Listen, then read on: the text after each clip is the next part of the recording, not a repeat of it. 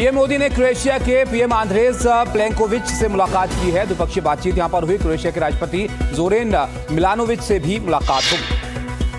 Croatia में PM Modi ने भारतीय मूल के लोगों से मुलाकात की। लोगों ने पीएम का भव्य स्वागत किया।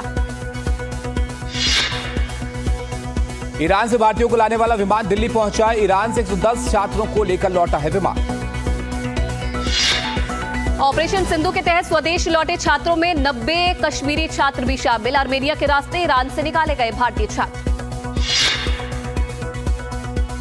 पीएम मोदी ने अमेरिकी राष्ट्रपति डोनाल्ड ट्रंप से बात की है। ऑपरेशन सिंदूर के बाद पहली बार दोनों नेताओं ने बात की।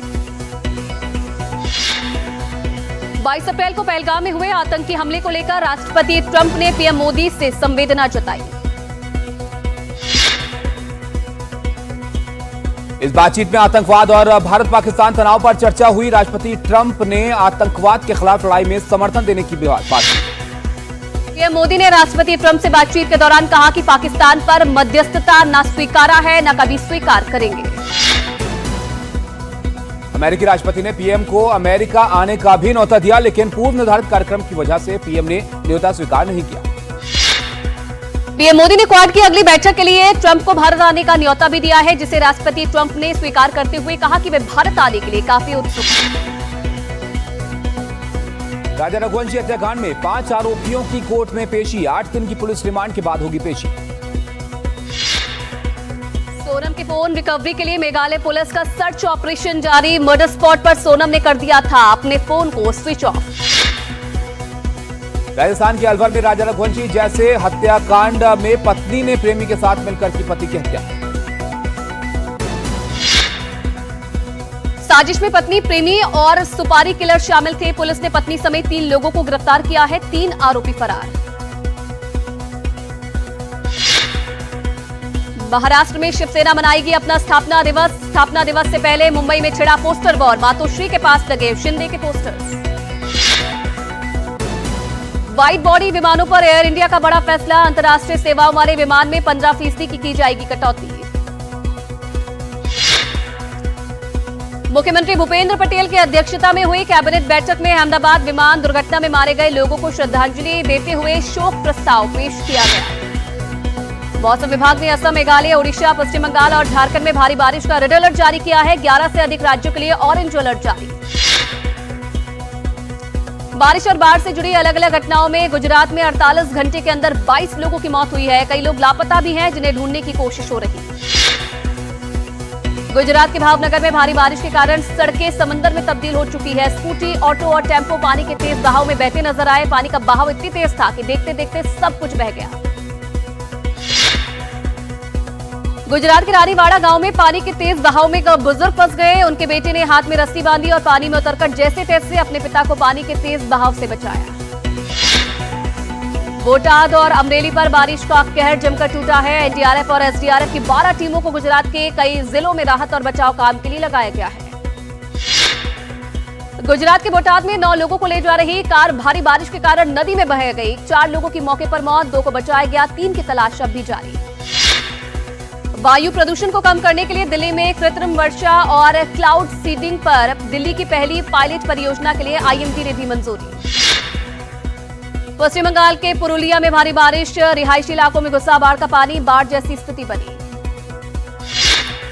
झारखंड की राजधानी रांची के कई हिस्सों में हुई झमाझम बारिश। बारिश के बाद तापमान में आई गिरावट।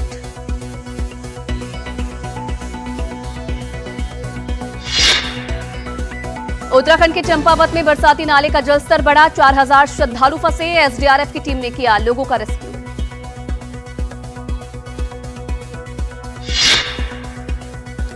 एमपी के धार में युवक ने अपनी ही बाइक को किया आग के हवाले। घर के सामान को भी जलाने की कोशिश की। पुणे के जेजुरी मोरगाम रोड पर भीषण हादसा हो गया। पिकअप और कार की जोरदार टक्कर यहां पर हुई। इस हादसे में 8 लोगों की मौत हो गई। दौसा में 65 लाख रुपए लूटने वाले आरोपियों को पुलिस ने पकड़ा। गिरफ्तारी के बाद आरोपियों को निकाला गया जुलूस। माधव टाइगर रिजर्व में पर्यटक के कैमरे में कैद हुआ बाघ। नजदीक से बाघ को देखकर रोमांचित हो उठे पर्यटक। रणथंभौर टाइगर रिजर्व में 2 तेंदुए के संघर्ष का वीडियो वायरल। टेरिटोरी को लेकर दोनों तेंदुए भिड़े। पर्यटकों ने बनाया वीडियो। सुकमा बॉर्डर से लगते आंध्र प्रदेश के जंगल में जवानों ने बड़े स्तर के 3 नक्सलियों को किया ढेर। बीजापुर में नक्सलियों ने बंधक बनाए सभी ग्रामीणों को छोड़ दिया है। कुछ वक्त पहले इन्हें बंधक बना लिया गया था। पुरानी गाड़ियों पर नजर रखने के लिए लगेंगे ANPR कैमरे। 1 जुलाई से पेट्रोल पंप पर होगी निगरानी। ब्रह्मोस एरोस्पेस के MD और CEO doctor Jayateertha R Joshi से मिले। तेलंगाना के मुख्यमंत्री रेवंत रेड्डी डॉक्टर जयतीर्थ की टीम से ब्रह्मोस विस्तार योजना पर चर्चा की। संभल हिंसा के मामले में SP सांसद जियाउर रहमान बल्क समेत 23 लोगों के खिलाफ चार्जशीट दाखिल हुई। अभिनेता और फिल्म निर्माता कमल हसन की फिल्म ठग लाइफ कर्नाटक में रिलीज हुई।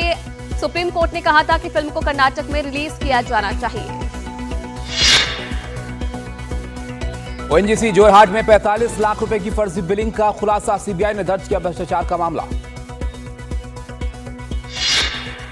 फास्टैग पर केंद्रीय मंत्री नितिन गडकरी का बड़ा ऐलान। अब 10,000 की जगह सिर्फ 3,000 में मिलेगा वार्षिक पास।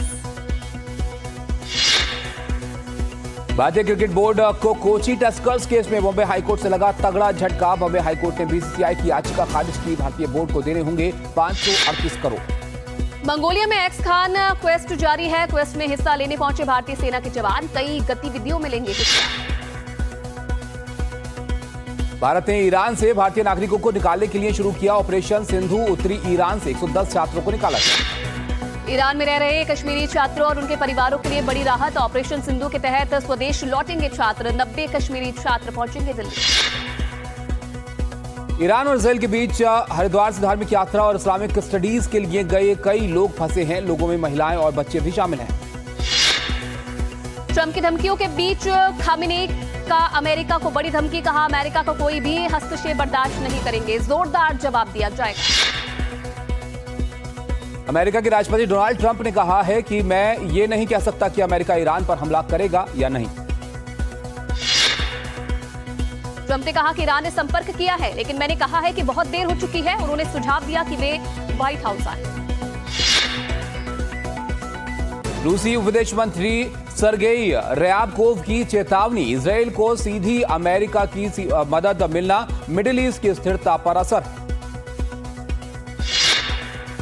कैनेडियाई खुफिया एजेंसी ने जारी की 2024 की रिपोर्ट। खालिस्तानी उग्रवाद को सुरक्षा के लिए खतरा बताया। भारत पर विदेशी हस्तक्षेप का आरोप।